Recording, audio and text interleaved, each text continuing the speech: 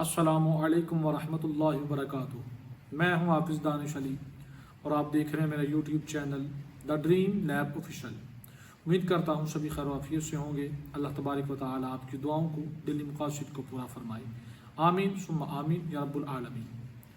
आज हम बात करेंगे ख्वाब में इहराम मिस्र को देखने के हवाले से।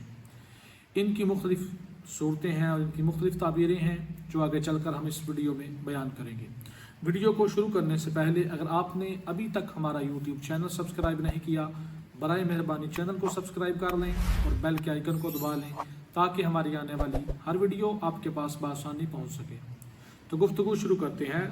ख्वाब में इहराम मिस्र देखना, ये पुरानी हिकमत पाने, राज पाने, ताकत पाने और दुनियावी शान व शौकत पाने की अलामत है।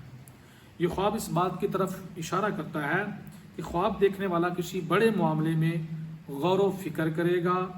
ये ख्वाब फितना, गुरूर या दुनिया की ज़ाहरी चमक की तरफ भी तंबीह करता है।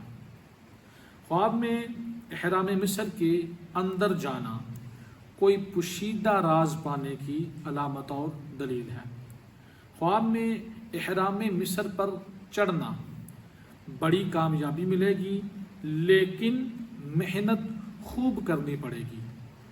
ख्वाब में इहराम मिस्र टूटा हुआ देखना, ये इज़्ज़त व मर्तबा में कमी होने, गम और दुख पाने की अलामत है। उम्मीद करता हूँ कि आज की वीडियो आपको अच्छी लगी होगी। जाते हुए वीडियो को लाइक कर दें, कमेंट करें, शेयर करें। दुआ है कि अल्लाह तबारक व तआला हमें अपने हिफ्ज़ व अमान में रखे।